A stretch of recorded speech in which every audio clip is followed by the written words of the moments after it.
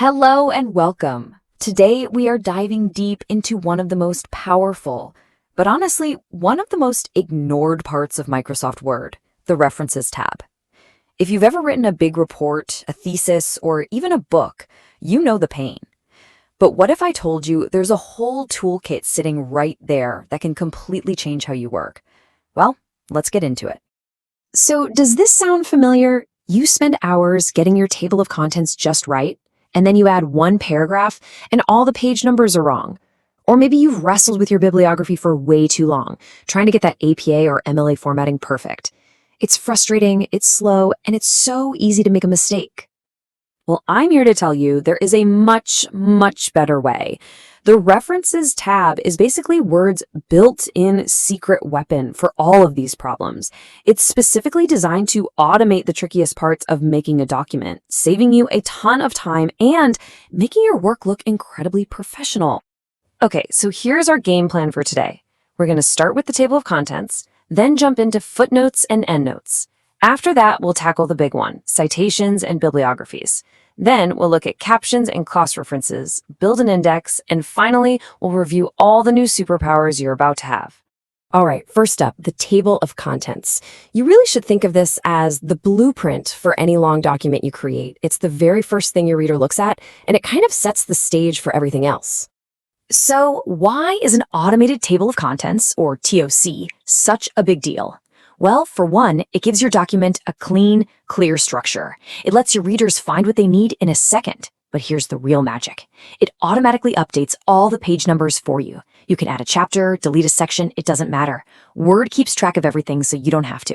And creating one is so much easier than you think, but, and this is a big but, it all depends on one crucial thing. You have to use heading styles. So before you do anything else, go through your document. For your main chapter titles, apply heading 1 from the Home tab. For subheadings, use heading 2, and so on. That's what gives Word the structure it needs. Once you've done that, just put your cursor where you want the TOC, go to the References tab, click Table of Contents, and pick a style. Boom! Word builds a perfect TOC for you. Now, let's talk about the single biggest mistake people make. They just type out their headings and make them bold. That completely skips over Word's automation. The fix is so simple. Always, always use the real heading styles. And here's a pro tip. Get to know the F9 key. Anytime you make changes, just click on your TOC and press F9. Word will ask if you want to update just the page numbers or the whole table. Seriously, this little key is about to become your best friend. Okay, now that our document has a great structure, let's see how we can add extra bits of information without making the main text messy.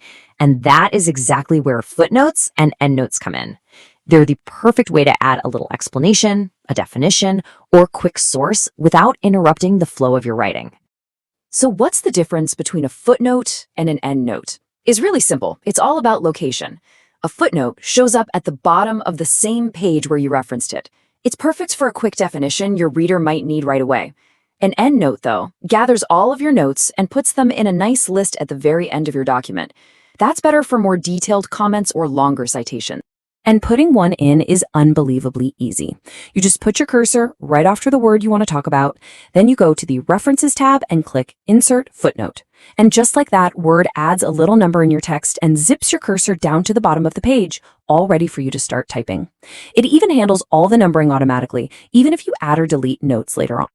And for all of you who love to work fast, you've got to learn these shortcuts. Instead of clicking around to the menus, you can just hit Ctrl+Alt+F to pop in a footnote, or Ctrl+Alt+D for an endnote. Memorizing these will seriously speed up your workflow, especially if you're writing a long paper with a lot of notes. Now we're moving on to a huge one, especially for students and researchers, the citations and bibliography group. Let me tell you, this feature is an absolute game changer for academic writing. It makes sure you give proper credit to all your sources and helps you build a perfect bibliography with almost zero effort. So what is a citation really? Well, it's that little reference inside your text that points to a full source listed in your bibliography. You see it on the screen there, that little marker like Sharma 2023, right in the middle of your sentence. Word uses these little in-text markers to collect all your sources and then automatically create a perfectly formatted bibliography page for you, whether you need APA, MLA, Chicago, you name it. The whole process is really just 3 simple steps.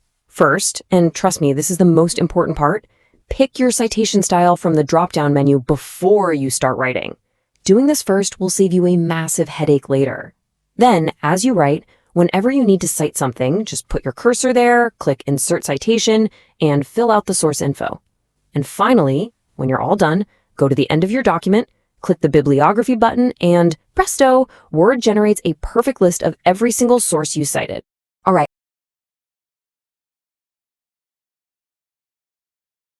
Let's move on to the Captions group. This is how you professionally label all of your images, tables, and equations. But it's so much more than just a label. It's actually the key to creating dynamic links that tie your whole document together. So a caption is really just a label that Word numbers for you automatically. When you insert a caption for a picture, Word might call it Figure 1. Now, if you add another picture before it, Word is smart enough to renumber them automatically to Figure 1 and Figure 2. This auto-numbering is what makes them so powerful. And this is where the real magic kicks in, cross-references. Once your figures and tables have captions, you should never ever manually type something like as shown in Figure 3. Instead, you insert a cross-reference.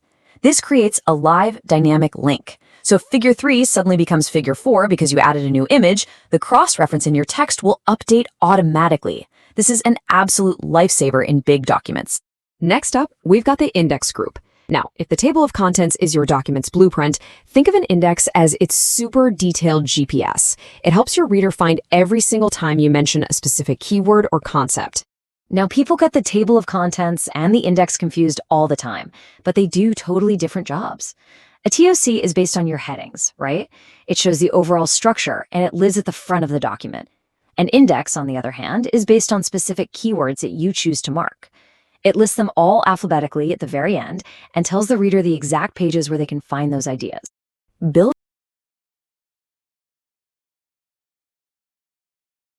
an index is really a two-step dance. The first part is you have to mark your entries. This means you need to go through your document and find all the important keywords you want in the index. The fastest way is to just select a word and hit the shortcut Alt-Shift-X. Once you've gone through and marked all your terms, you're ready for part 2. Just go to the end of your document, click Insert Index, and Word does the rest, compiling a perfect alphabetized list for you. And that brings us to the end of our tour through the References tab. By getting a handle on these tools, you've basically just given yourself a set of document creation superpowers. No kidding.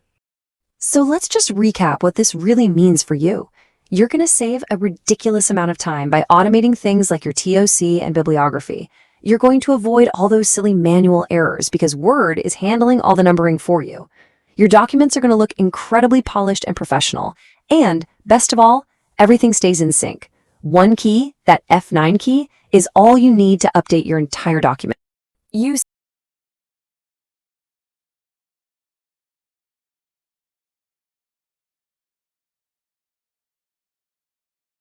seriously now have the skills to build structured, professional, error-free documents and to do it with confidence. Your next report, your next paper, your next book, it all starts with these tools. So go on, go create something amazing.